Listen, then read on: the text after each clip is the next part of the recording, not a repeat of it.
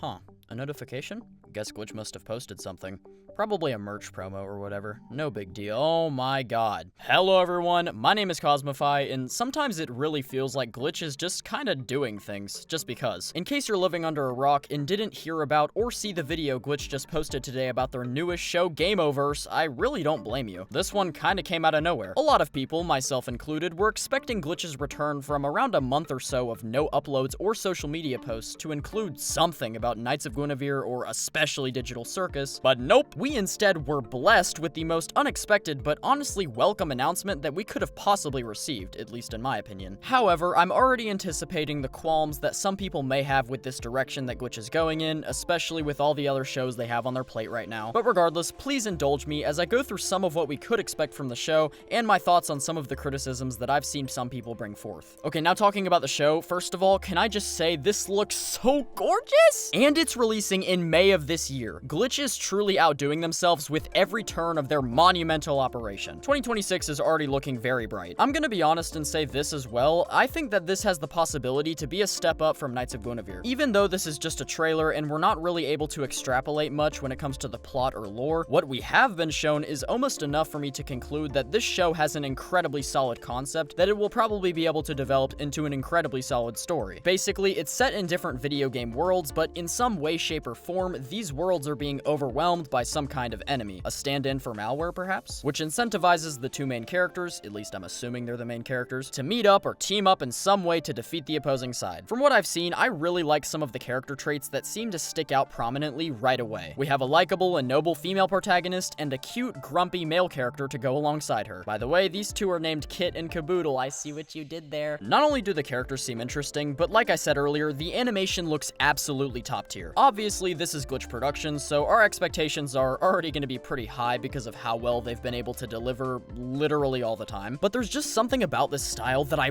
really love. It's like a sort of hybrid between anime and more cartoonish character design, kind of like Pokemon, which is probably why I love it so much. Who even knows how long they've been animating this for? The soundtrack also really stood out to me, and that's probably because they were able to get Grant Kirkhope and Jake Kaufman on their music production team. Both incredibly talented people in their own right who have worked on pretty high-profile Nintendo and Disney games in the past. As far as voice acting goes, they are not lacking in that department either. Kit is voiced by Erica Lindbeck, who you may recognize as the voice behind Millie and Luna in Hell of a Boss. Gobbles and Flappers are voiced by Aaron Hansen, aka Egoraptor, who, okay, let's be honest, you probably have at least heard of Egoraptor. Game Grumps. The creator of the show himself, RubberRoss, is voicing this character Fold. Elsie Lovelock is voicing Misinformation. Oh my god, guys, Uzi is here! And Caboodle is voiced by none other than Jay Schlatt. What are you doing here? Honestly, his voice is pretty fitting for the character. I actually really like this. Michael Cusack voices Snappers, and you may recognize him for having co-created Smiling Friends and being the voices of Pim and Alan. And for Warwick, we have Chris Sabat, as in Christopher Sabat, the guy who's voiced like hundreds of roles in animes that you guys have definitely seen or heard of before. If that's the case and I'm not mistaken, then this is insanely awesome. Holy shit. So yeah, that right there is an indie show that doesn't have Michael Kovac in it. Absolutely shocking. But anyway, this voice cast is incredibly stacked and talented, so go show them some love if you haven't already. Aside from the brilliant concept, lovely animation, well done voice casting work, insanely stacked production cast in general, especially in the sound department, and addictive style of the show, we also have to mention who exactly is behind the creation of this project. Earlier I said the creator of the show voices one of the characters, and that man is named Ross O'Donovan, otherwise known on the internet as RubberRoss. He is a content creator and animator who's been around for a while, and I have a good amount of trust that he'll be able to put out something that is incredibly enjoyable to watch. Mostly because he's been working on this show for a long time. If you look at the Twitter account, you'll see it was created in like 2013. Wild stuff. Egoraptor was also involved with the writing in some way as well, and it's really insane to see how a lot of these Glitch showrunners kind of run in the same circles. With Gooseworks also being affiliated slightly with Oni Plays, who has Zach Hadel as a member, who is the other creator besides Michael Cusack on Smiling Friends. Quite a small world indeed. But it's also interesting that RubberRoss is the one behind this whole thing, as this would mark the first ever time in which Glitch has recruited a showrunner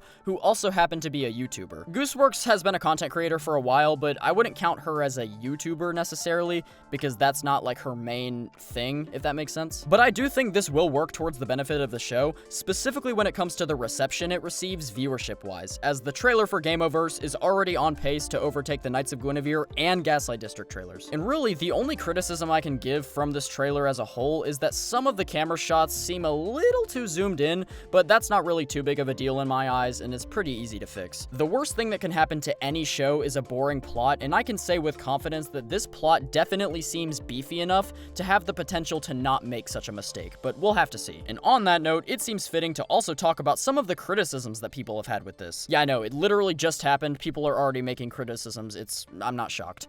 Glitch deciding to take another show under their wing was certainly not what a lot of people expected, as I said at the beginning of this video. And while I and many others are incredibly hyped, there are some in the audience who believe that this was the wrong move for Glitch to make. People who say this are mostly using the fact that Glitch already has Digital Circus, the Gaslight District, and Knights of Guinevere on its belt, which is only half true because unfortunately Knights of Guinevere has not been greenlit yet, but yeah. And I do think this announcement could actually be bad news for Guinevere, because it's entirely possible that the pilot didn't generate an adequate amount of merch sales for them to move forward with producing it. That would be incredibly unfortunate, but really that's just the way it goes sometimes. Glitch still has to ensure that they're making a profit so that way they can pay their animators, pay their voice actors, pay their showrunners, and all that good stuff.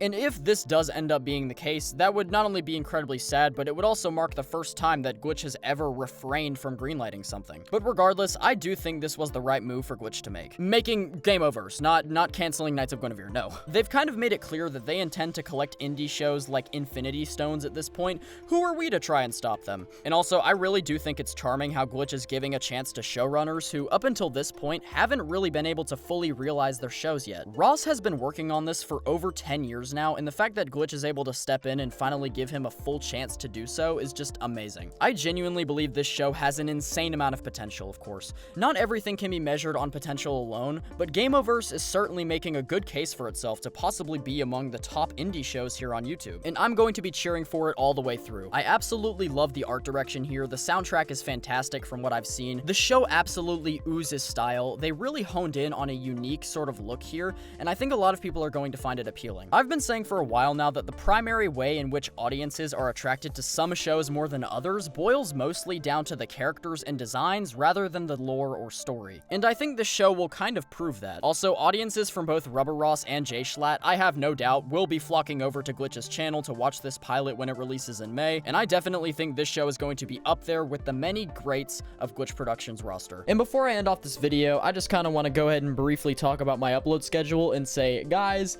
sorry about the lack of uploads. It will be improving kind of as January sort of comes to a close. I've just been doing a ton of behind the scenes stuff. Murder Drones Insecurity stuff has been going on, and I'm on the project in case you guys didn't know that. And there are also a few other fan projects for things like Digital Circus that I'm taking part in, mostly for editing related roles. And yeah, those things do require some of my time, but I am getting better at time management, and I'm going to use that to still continue to be able to create pretty much daily videos for you guys, because I do genuinely think I can do that. So yeah, that's about it for me. I'm going to be talking about this show more, believe me, but I'm going to go to sleep now. Bye-bye.